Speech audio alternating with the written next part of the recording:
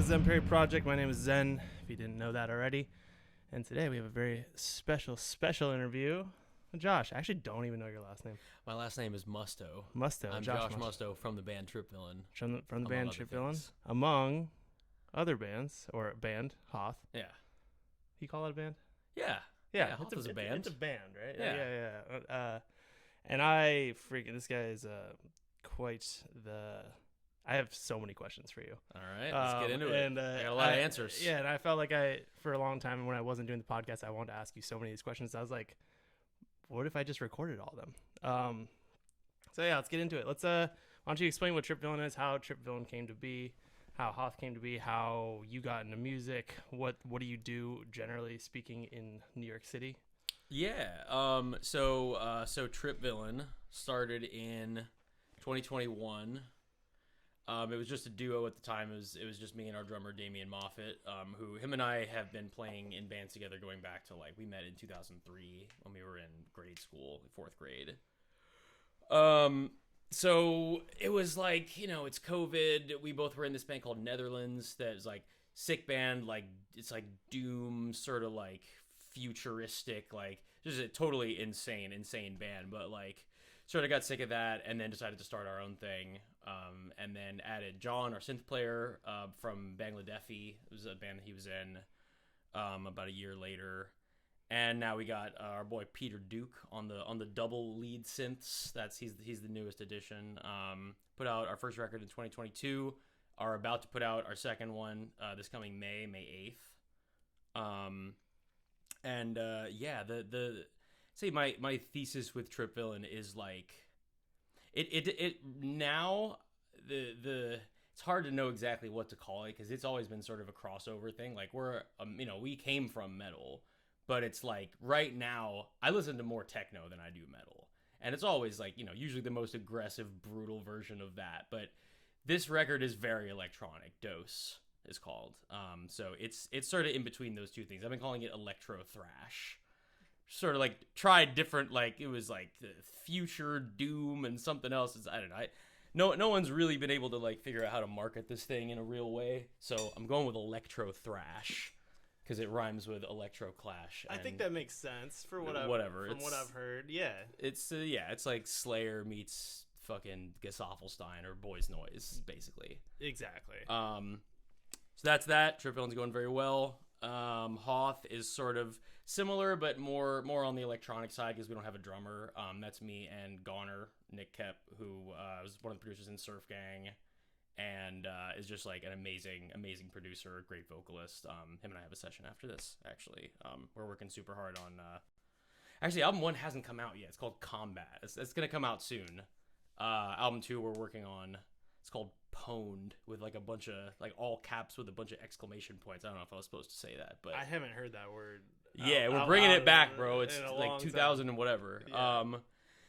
Yeah. So both of those things are going. History. I've been playing live music in New York since 2009. Started at the School of Rock with still a bunch of my homies are old school. Are you from New York? Yeah, I grew up in the Upper West Side. Okay. And was the thrash kid at School of Rock, and then started a band called Shit Kill that was I think the totality of it was 2009 to 2018, but it definitely sort of stopped being that hype towards the end of it. But the first few years of it were really good. And Damien was the drummer of that too. We did a lot of it was sort of the tail end of pay to play, which was really annoying, and I fucking hated it. But it was a lesson in hustling. We did a lot of local opening slots at BB King's and the Highline Ballroom, and those sort of places run by kind of old heads with they would. I'm gonna talk about this in the most cynical way possible. It was a lot of fun, and I don't take any of it back. However, it was we need to fill up our calendar, so let's book X old head band that's not really gonna fill the room, and then get these young kids sure they can pre-buy a brick of 100 tickets and sell them to their friends, which was we kind of got ripped off, but we were hustling. I was taking the bus up and down Manhattan, hustling, selling tickets to people with my hands. Yeah, that shit sucked, but it was, you know, it was hard work, and we put a lot of hard work into it. And I think a lot of people like, I think the excuse that I got from people for like the industry not really getting behind us was just that the word shit was in the name. That was like a huge thing that everybody made a big, and anytime an industry dude would come to the show, I'd be like, well, you guys got to change the name if you're going to get played on radio. Meanwhile, Donald Trump happens now and everybody can say anything. Yeah. So they were wrong about that. But so that ended in 2018. I toured for a few years in this band called Tragedy. It's like a glam metal thing. Bee Gees, tribute to the Bee Gees with like Slayer riffs and all that. So I got to tour a lot in Europe because of that. I had some like insane experiences.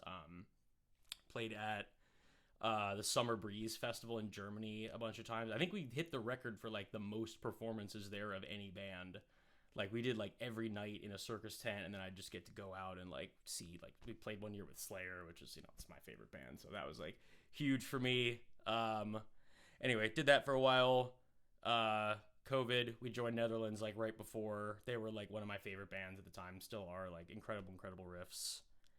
And yeah, and since then it's been Trip Villain main quest. Okay. Wow. So how did you, I mean, so you started in school rock. How did you get more into like the electronic side? When did you start? Because I love the things that you produce in general. Oh, thanks. Like you got, and when you really listen to the Trip Villain or Hoth, I don't know like who's doing a majority of that, but like you think about every single second of all these songs and where you're gonna place something, where you're gonna place a tom, and how this is gonna work in with the mix, and that's something. It's extremely well thought out. How did that come to be? Where did you learn? Where any tips for people? Because we're just starting. Dirtbag is just starting to get into electronic, and that's why we're working with Ian now. Yeah, you was telling me about that. Yeah. Well, thank you for saying that. Well, the other thing I'll say on just the thesis of Trip Villain is that something I got from Netherlands is just like not a single second wasted. Like the North Star is groove, and I feel like I put a lot of, in older bands when I would write songs, like there would be a lot of parts where I'd be like, okay, well we're gonna do like a little mastodon thing here with like an open string or like a clean part, or we're gonna like it, the focus was more on like a composition and depth, and not as much just like laser focused on the groove. So that's really it. It is like not a single moment wasted. If there's like a thing, it can't be because like, oh well, like, you know, this person wanted to put this part in to satisfy some other, like, no, like fuck that. It's groove or it's nothing. I was pretty late getting into electronic music. I kind of like really fell for it during the, like right after the pandemic, because like those were the first shows that came back. Like there wasn't really metal happening, so I just ended up at all these like weird illegal raves, and just like, and Rash, the Before the Fire Rash was like huge. Like I would go I think it was like free on most weekdays, so I would just go there. I don't know what you're talking about. Rash is it's a club on Willoughby and Myrtle. Okay.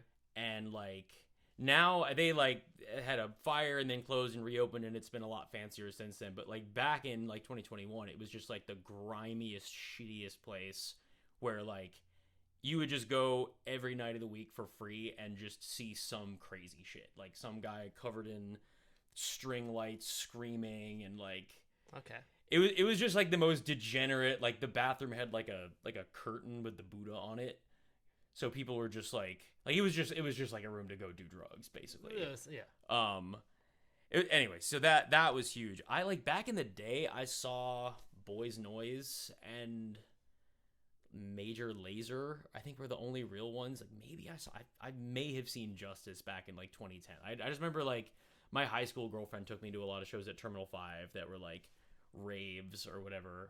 I had no idea what that meant back then. But how old are you? I'm 32. Yeah, I'm 31. Okay, that makes sense. I was gonna. Right. Yeah, but like, yeah, post COVID, like one of the ones that always got me was Gesaffelstein because of the work he did on Yeezus.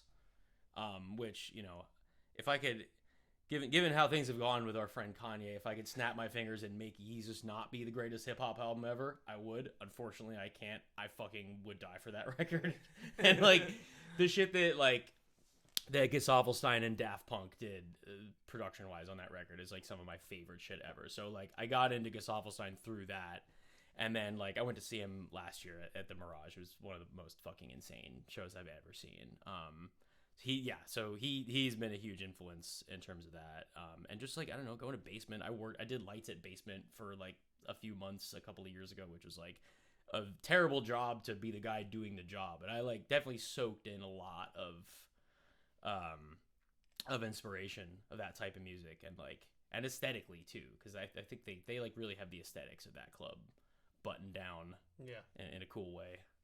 Interesting. And I mean, I definitely want to get into lighting, because like the first time I actually saw you was Hoth in the basement of Ian's place. Yeah.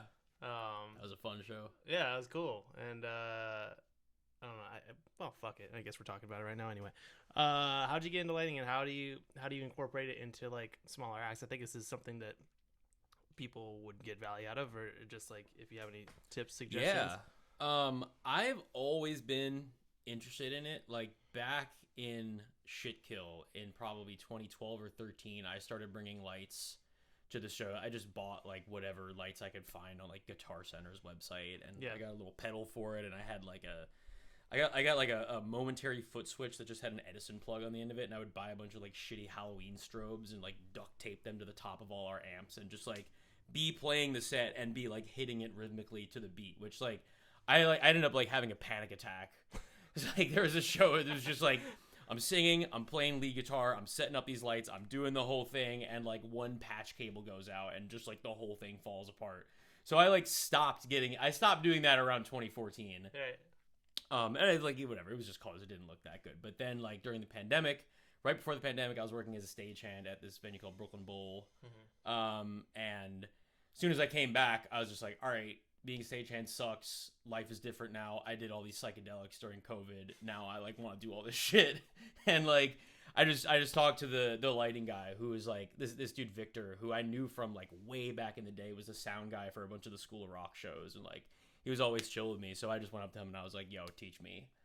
And he taught me a little bit, and then I just started like, I mean, the shows I did were horrible. It was like Taylor Swift night and emo. I did like probably 30 emo nights. I wanted to fucking kill myself, but I learned a lot. And like, you know, BYOB would come on sometimes and be like the one moment in the set where I get like, okay, I like know how this goes, and I could get some practice that way. I just started working at other venues, Music Hall of Williamsburg, Bowery Ballroom, Knockdown Center a little bit, just like, you know, a bunch of random ass clubs. And then like got pretty good at it, started working with artists. I started doing Lip Critic every time they would play in New York. I ended up doing that tour with Lil Darky last year with Ian and Wendigo and all them. That was like probably the most fun I've ever had on tour in my life. That was crazy. Just like got to rent this insanely huge rig. I designed the whole thing. I programmed it. I operated it. It was like, it was like operating like a nuclear arsenal. Just like kids in the front. We had like all these strobes on the floor, just like pointed directly at their eyeballs. Like, I kind of felt bad, but like they loved it and Darky loved it, and like it was a lot of fun. But in terms of incorporating into the music, at some point, it was for the first Hoth show, I realized, there was this band called To Another that played Music Hall of Williamsburg that I lit, and they had like I think like the guitarist was also the MD, and he was running the software called Emu. They had like 2 bar lights on the floor, and it was just like running colors along with their Ableton. Like it's not technically time code, but like basically is time code. So just like, you know, goes along with the tracks, and it's just like a timeline. And I noticed that like, you know, it was doing like some stuff, but it just runs off of automation, like the same way that you would automate a filter or the volume or whatever. So I bought it. It's like, you know, it's like $5 a month or something, and you buy the little USB thing for it. And I for the first Hoth show just decided, all right, like fuck it, I'm gonna try it. I had these 2 random like uplights that like they're like the ones that you see. Like I was at Seawolf a couple weeks ago, that restaurant, and like I saw that the whole place was lit with the exact same lights that I use in the show.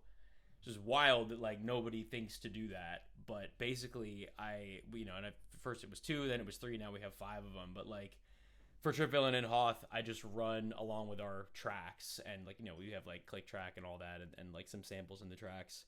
So along with that, I just figured out like, all right, you could just do like a full light show, and you know, there's no movement, but it's all like all the different colors and strobe speeds, and I just try to make like as much, just make it, as much like the music as I can with like a pretty limited set of tools. But we use every part of the chicken. Yeah, is what I've started saying. That's fucking sick. And it shows it's so with Trip Villain. I mean, also your guys' light show at Mercury Lounge when we played with you. Yeah, that was mind blowing. Yeah. Oh, thank you. It was so cool. It was like a complete blackout, and just like in between songs or whatever, it was just everybody was in complete darkness, and you guys, it worked out extremely well. Oh, you should see it now. I can't been wait. Significantly upgraded. Well, the 20th, is that going to be? Oh yeah. So, and for people listening, at 20th at TVI with MK's release show. Very excited. Yeah, I just saw a band drop out for that, and we're trying to get her name in the ring. Whatever, we'll see what happens. But I can't wait to fucking see it. But so are you running off of Ableton into Emu? Is that generally speaking what your rig is for? Like, and that's not for when I'm running lights for other people, but for your own stuff. And that runs to a light board, or is that like no, dude? I just have both apps open. Like the way it works is Ableton, like it pops up as a plugin, Emu. So like just a VST3 plugin, you open it up and you get like 100 channels of just like blank faders for automation. And then I open the Emu app, and you tap on one, and then you say, okay, this one is the dimmer for this one, and this is the red. You have to like do some pretty. Are you going off the house rig though? No, never. No. Yeah. So you theoretically I could. So everything for Trip Villain and stuff like that, it's all like I just have the house turn all their shit off, and it's just all the lights that you bring. Yeah. Okay. It would be great. I mean, if one day that'd be so. One day, God willing, we'll have somebody that can actually run the lights, and I will never have to do this again. Like I'm very proud of it. And I'm happy that, we have this, and on the level we're at, it's amazing. Well, and you've learned. And I've learned so much, and especially being able to, like, take my day job and feed it into my night job is, like, something a lot, if I worked at a restaurant, I wouldn't be able to do that at all. Yeah. But, God, the second I don't have to do this shit, I'm fucking done. It's so much work. It's because you wanted something to happen.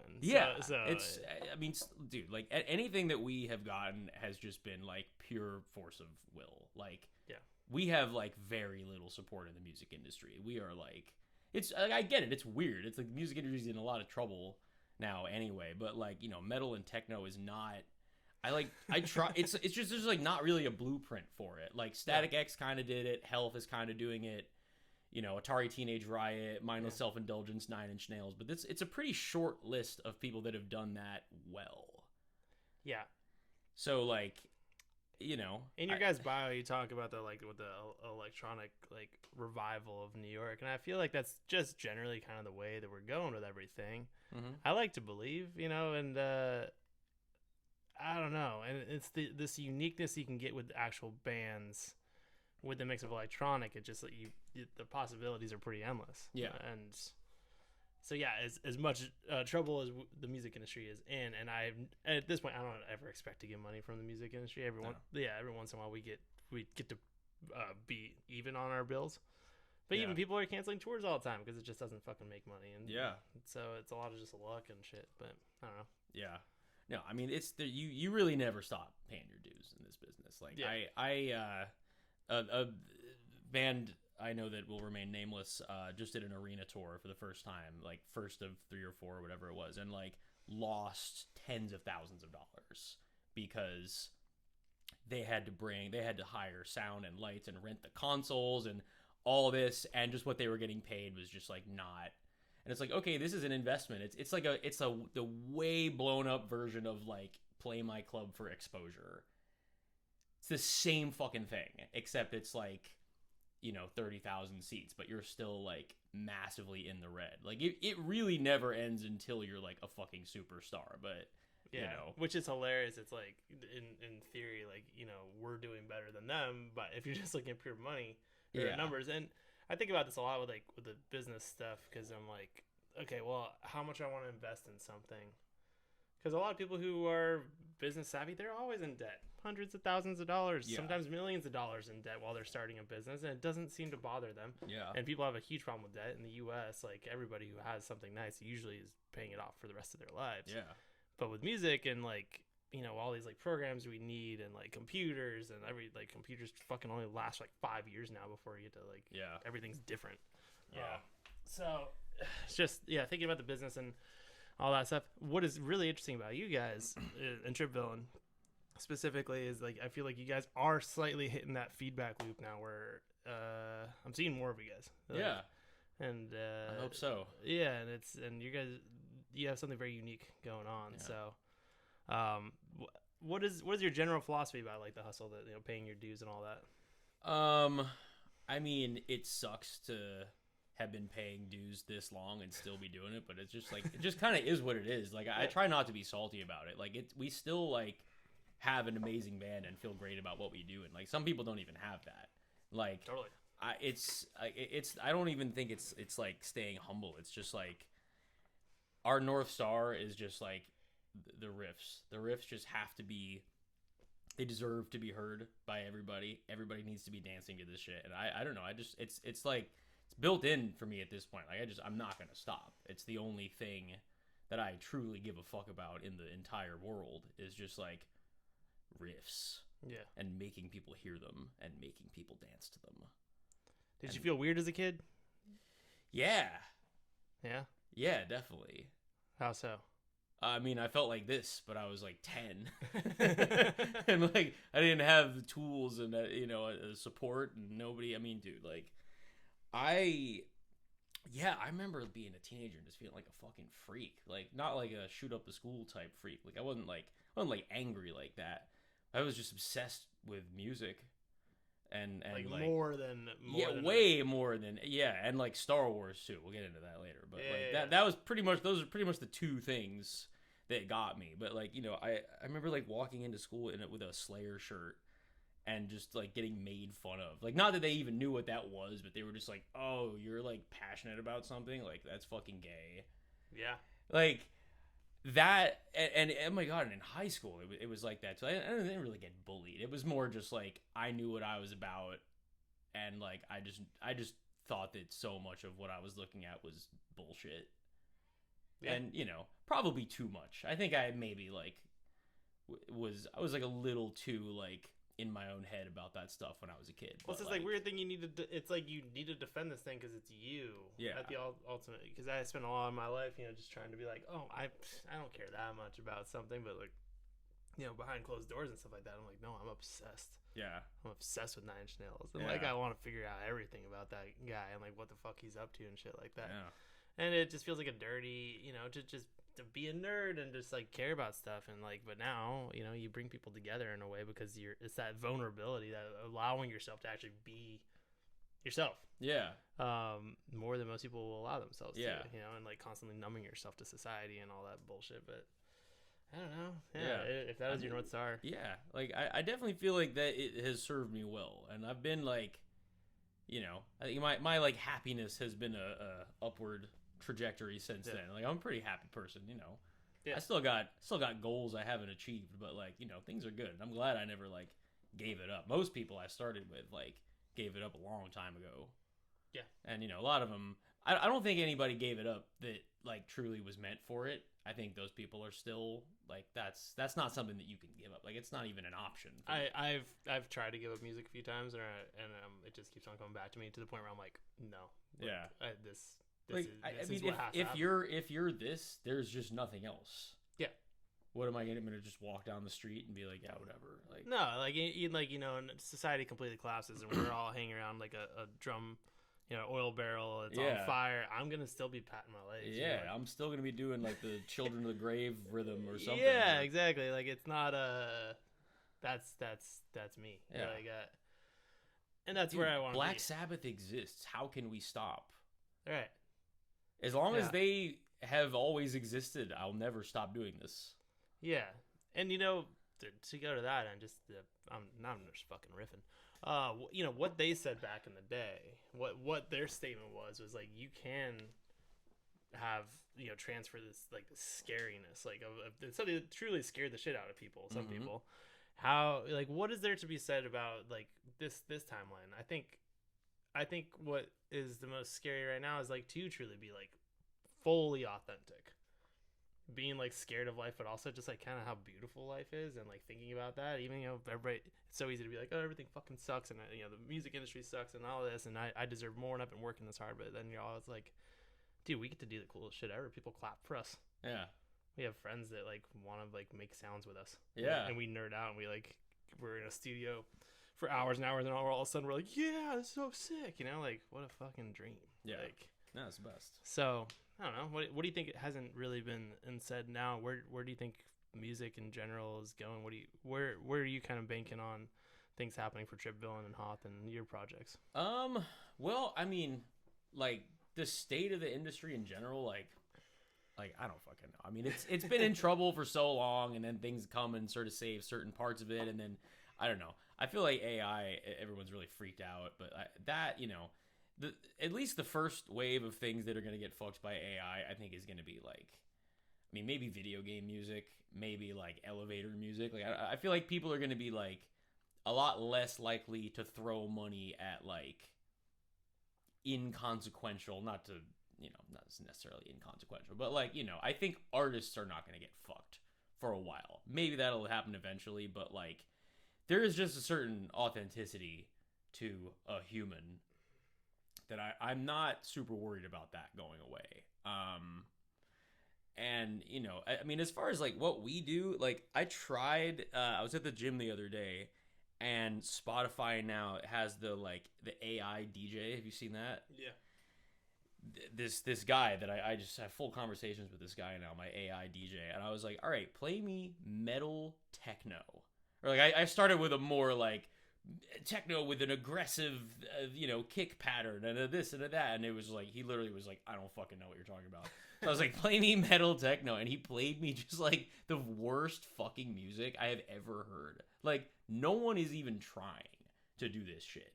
Was it? I mean, it wasn't AI though. It was no, it was people. Yeah, like it was found by the AI thing is not even really the point here. But like, no, my point is like, I feel pretty confident that what we are aiming for, what we're doing, and the way that we're going about it, no one is even trying to do this shit.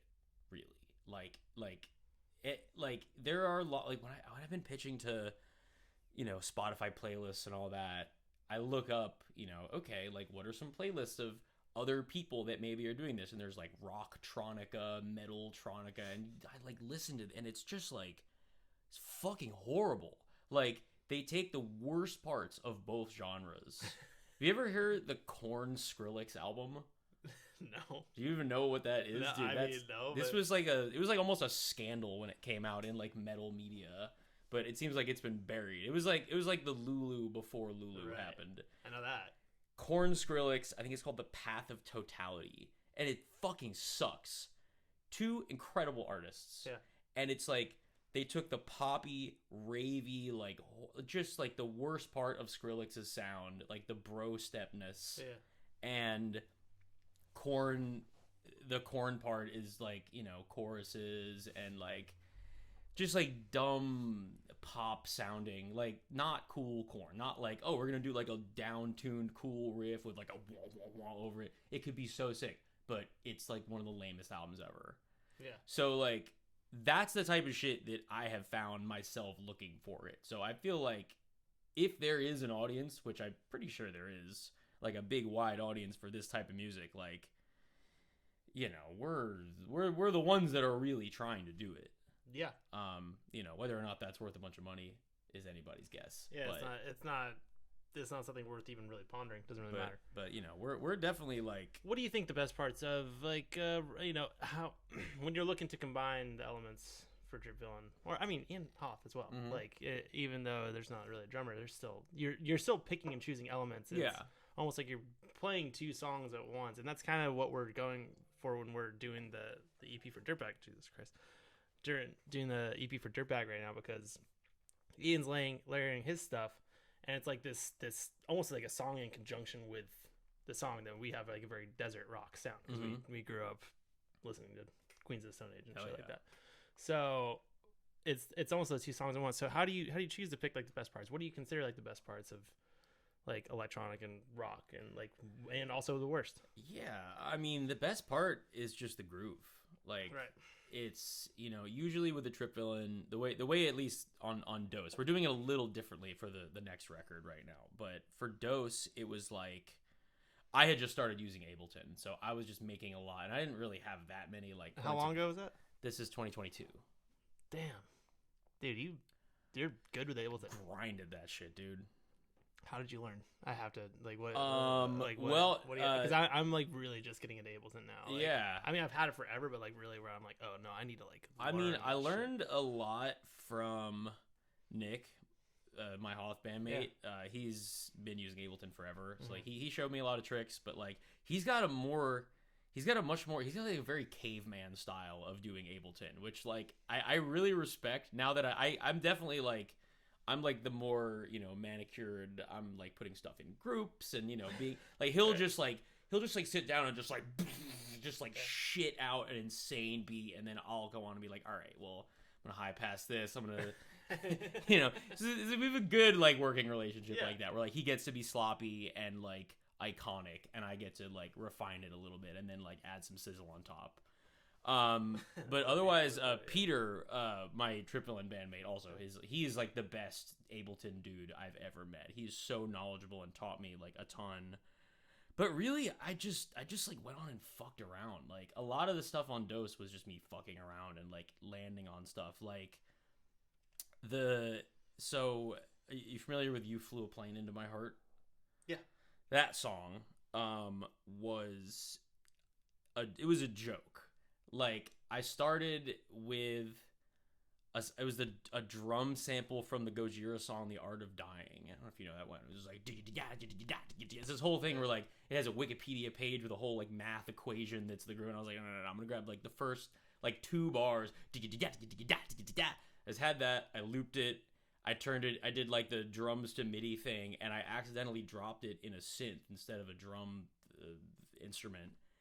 And it was just like some random ass sound called bed bugs. It was like a built-in Ableton sound. And that's where I dropped it in and then I was like, okay, well, I'm going to hard pan this. I'm going to do that. I'm going to do that. And I was like, okay, this is a total accident, but now this is the thing. And it's not like a Gojira song anymore. It's like, I'm going to change the tempo a little bit, yada, yada, yada. Like a lot of the stuff came out like that.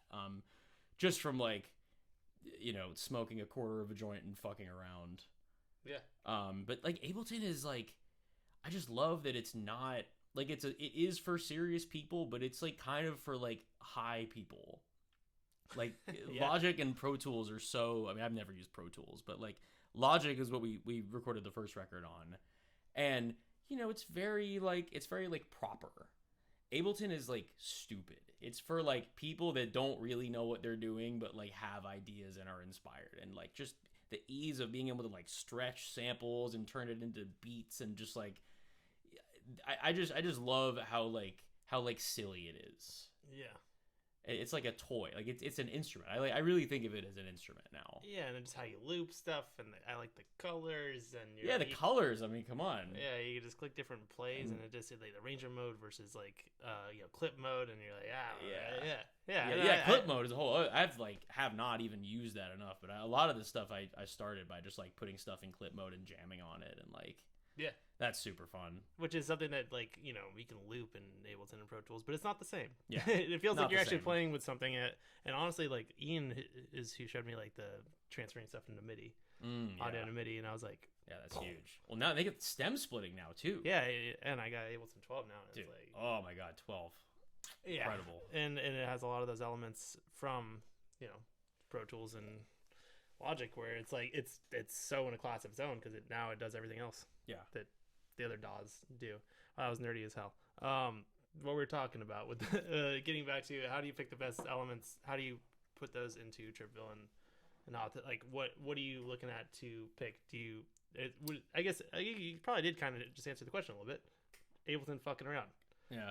That's it. But I mean, the best part's like, how do you get in a studio and like play guitar and drums first, and then just bring that to an Ableton session? Like, how does that process work for you guys? It's not really a set way that I do it. Like, it'll usually start with a little nugget of something. Like something will happen in a rehearsal or something I've saved, like whatever, where I'll be like, okay, like there's this one, like like for a lot of the stuff on Dose, it was as simple as just there's this one rhythm that's like ding dang ding ding ding ding ding ding ding ding ding ding ding ding. That rhythm is spread across the whole record.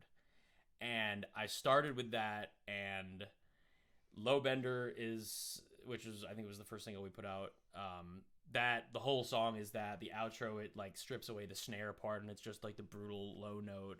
Dose, the title track, which hasn't come out yet, it's also built around that, which I basically just, I had that sort of riff in mind and had Damien, our drummer, just like do a bunch of insane fills over it, and I sort of like took his it was probably 40 minutes of drum improv and just like took the best parts, made it into like some little beats, and like now that's that song.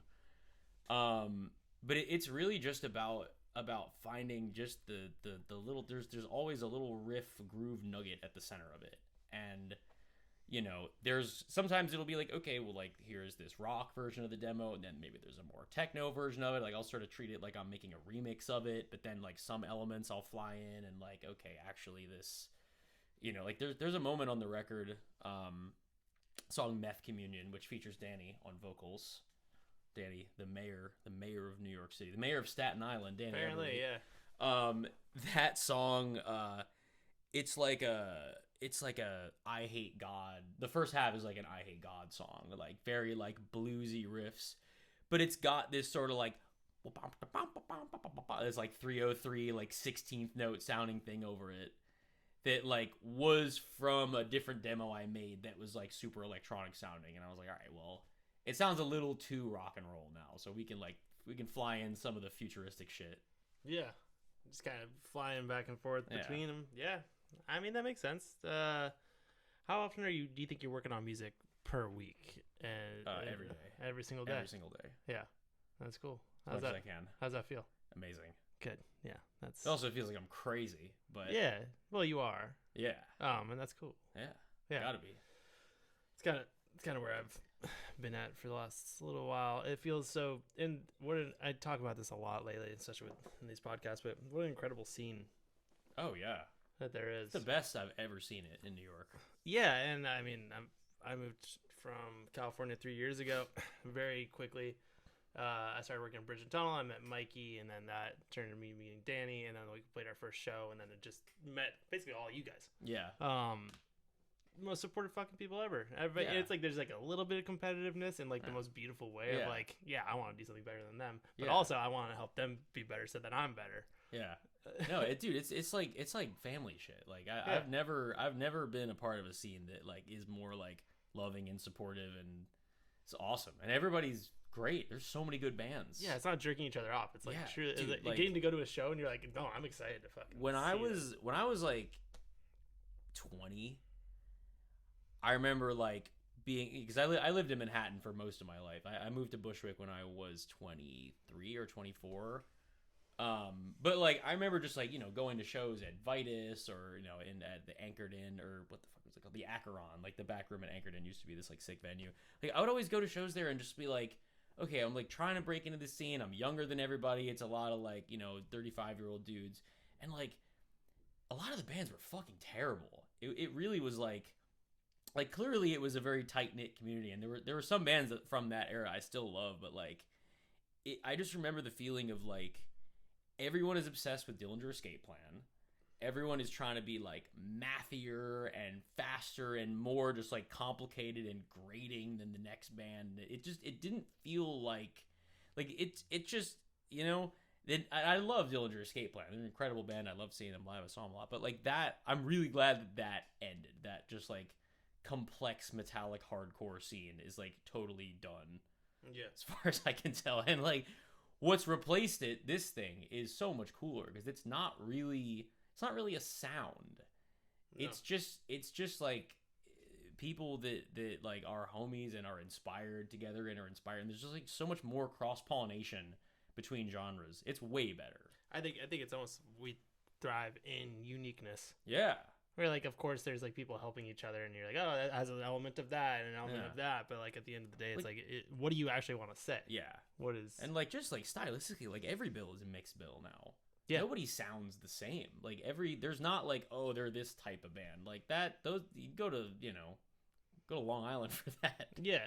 No hate Long Island. But, No, but like, you leave New York, you end up seeing a lot of copycats, and I don't think there are any of those here.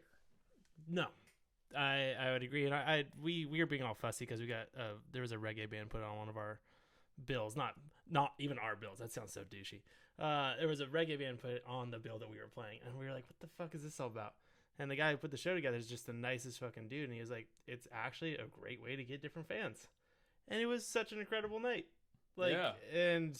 and I mean, we usually wouldn't pick it, but that's just more or less how things are just like kind of going now. People are just like, I think especially for how dark everything seems in the world. Yeah. I think people are just like, people really fucking getting into music and being passionate about something. Exactly the things that you felt like alienated you in the past. And people are like, no, my God, please be passionate about something. Yeah. Like, I mean, look, like Spotify, I don't know if I exactly put this on Spotify, but like the internet in terms of music, like for all the harm that it's done in music, or money it's taken from musicians, like it's completely globalized musical ADD.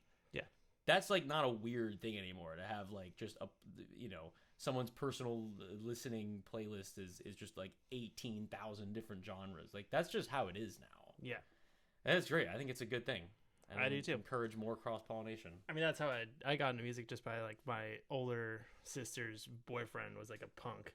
So and then he would give me CDs, and that was everything to me, It was like, that's all I had, which is incredible, and that's a great way to like learn and really like dive into something. But now it's like I get so inspired by fucking everything now, even just like fucking folk. Yeah. There's a lo-fi folk that I'm into now, which is I had never thought that was gonna be like a thing, and yeah, but it's all just coming from the internet, and you can learn everything now. There's no reason why you really have to go to school, and everything is all fucking online. Yeah. What do you guys got going on for the foreseeable future? I mean, well, we got TVI on March 20th with MK Ultra. We got oh my God, we're opening for Rickshaw Billie's Burger Patrol. Yeah. One of my favorite fucking One bands of my favorite in the bands ever. universe. Yeah. May 15th at TVI. That's gonna be incredible. Yeah. And we have another one in June that's not announced yet. Hoth is going to be at Berlin on April 15th. That's with us. With you guys, yeah. Yeah. And I don't know why I forgot about that, but yeah. Yeah. And the 20th, we're also dropping a single called VILLAIN MAW. Yeah. That is collab between us and Vixen Maw, my buddy Jake's band. It's an incredible song. He just like totally knocked it out of the park. He sings that one. Jake is I don't know if you know him. He's an actor. He's about to be on this like Nicole Kidman crime show that drops in a couple of weeks. Sick. Very excited for him. And I think he's just gonna do his whole. They're like putting him on the press tour, and he's gonna just like only talk about Vixen Maw. Which is like I gotta show you that I produced and mixed their new record that is not. I think it's gonna come out soon, but one of the most incredible bands, like grindcore meets like 1920s like Awuga cartoon, like. It's some of the most insane shit. I don't want to speak out of turn, but anyway, so that we're putting out a single with those guys, or with Jake, on the 20th, the same day as that show. Then we have another single, probably mid-April, Cyan Spirits, which is the second track on Dose. And then Dose comes out May 8th. Pre-order is live now. Seeing Red Records. Get yourself a vinyl. They are limited.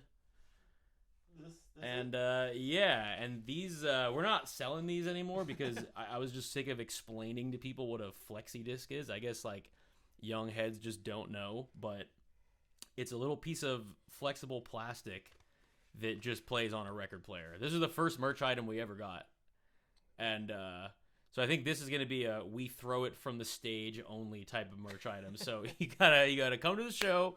And you got to stand in the front, and we'll throw out like maybe 10 of them per night. So, and that's got the song "The Villain" on it, which was our first song ever. Hell yeah, dude! This is so fucking cool. Yeah, thanks. What would you say your general like philosophy on in life is? How do you deal with imposter syndrome? How do you feel like what keeps you going? I know we talked a little bit about like you have to do this thing, but like I think it's got to go in the other 90 that makes a lot more sense. Got it.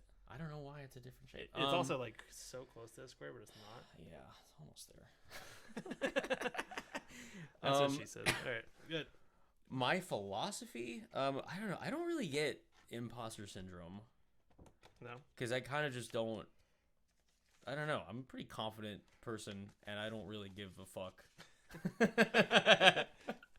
Next question. I don't know. I think if you know that your shit is hot, it doesn't really matter what anybody thinks, and you got to just work on it and never stop. Yeah. Ever.